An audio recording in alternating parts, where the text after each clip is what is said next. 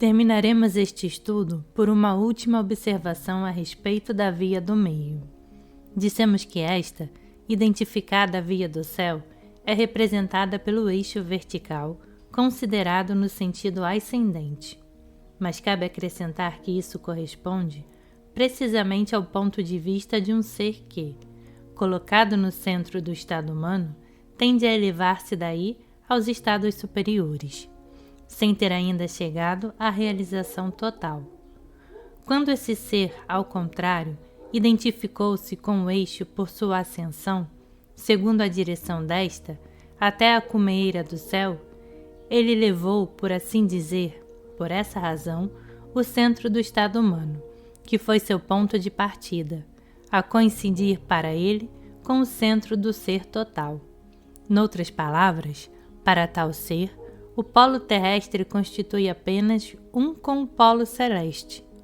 E, de fato, assim deve ser necessariamente, visto que ele chegou finalmente ao estado principal, que é anterior, se podemos ainda empregar em tal caso uma palavra que evoca o simbolismo temporal, a separação do céu e da terra. Desde então, não há mais, falando em termos exatos, eixo como se esse ser, à medida que se identificasse com o eixo, o tivesse de certo modo reabsorvido até reduzi-lo a um ponto único. Mas é claro, esse ponto é o centro que contém em si mesmo todas as possibilidades, não mais apenas de um estado particular, mas da totalidade dos estados manifestados e não manifestados. Somente para os outros seres é que o eixo subsiste tal como era, visto que nada mudou no estado deles e eles permaneceram no domínio das possibilidades humanas. Só em relação a eles é que se pode falar de descida como fizemos, e é desde então fácil compreender que essa descida aparente, que no entanto é também uma realidade em sua ordem, não poderia, de nenhum modo, afetar o próprio homem transcendente. O centro do ser total é o Palácio Santo da Cabala Hebraica, de que falamos noutra obra. Poderíamos dizer, continuando a empregar o simbolismo espacial, a sétima direção, que não é nenhuma direção particular, mas que contém todas principalmente. É também, segundo outro simbolismo que talvez tenhamos oportunidade de expor de modo mais completo algum dia, o sétimo raio do Sol, aquele que passa pelo seu próprio centro e que, constituindo, na verdade, apenas um com esse centro, só pode ser realmente representado por um único ponto. É ainda a verdadeira via do meio, em sua acepção absoluta, pois é esse centro que é exclusivamente o meio em todos os sentidos. E quando dizemos aqui sentido, não o entendemos apenas como diferentes significações de que uma palavra é suscetível, mas fazemos também alusão, uma vez mais, ao simbolismo das direções do espaço. Os centros dos diversos estados de existência só têm, de fato, o caráter de meio por participação e como por reflexo, e por consequência, só o têm incompletamente.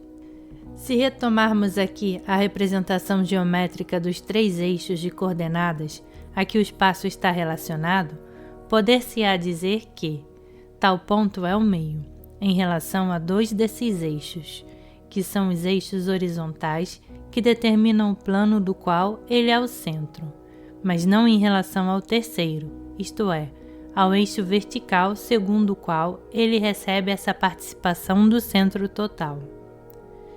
Na via do meio, tal como acabamos de entendê-la, não há direita nem esquerda, antes nem depois, alto nem baixo. E pode-se ver facilmente que, enquanto o ser não chega ao centro total, só os dois primeiros desses três conjuntos de termos complementares poderão tornar-se inexistentes para ele. De fato, desde que o ser chegou ao centro de seu estado de manifestação, está além de todas as oposições contingentes que resultam das vicissitudes do Yin e do Yang. E desde então, Não há mais direita nem esquerda. Além disso, a sucessão temporal desapareceu, transmudada em simultaneidade com o ponto central e primordial do estado humano. E aconteceria naturalmente o mesmo com qualquer outro modo de sucessão, se tratasse das condições de outro estado de existência.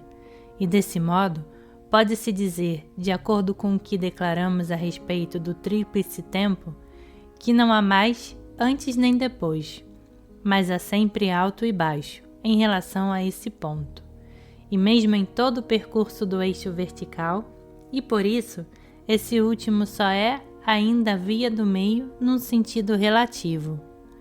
Para que não haja alto nem baixo, é preciso que o ponto onde o ser se situa se identifique realmente com o centro de todos os estados. Desse ponto parte, estendendo-se indefinidamente e de modo igual em todos os sentidos, o vórtice esférico universal, de que falamos noutra obra, e que é a via segundo a qual se escoam as modificações de todas as coisas. Mas esse próprio vórtice, sendo na verdade apenas o desdobramento das possibilidades do ponto central, deve ser concebido como inteiramente contido nele principalmente, pois, do ponto de vista principal, que não é nenhum ponto de vista particular e distintivo, é o centro que é o todo. Por isso, segundo a palavra de Lao Tse, a via que é uma via, podendo ser percorrida, não é a via absoluta, pois, para o ser que se estabeleceu realmente no centro total e universal, é esse próprio ponto único, e ele apenas que é verdadeiramente a via, fora da qual não existe nada.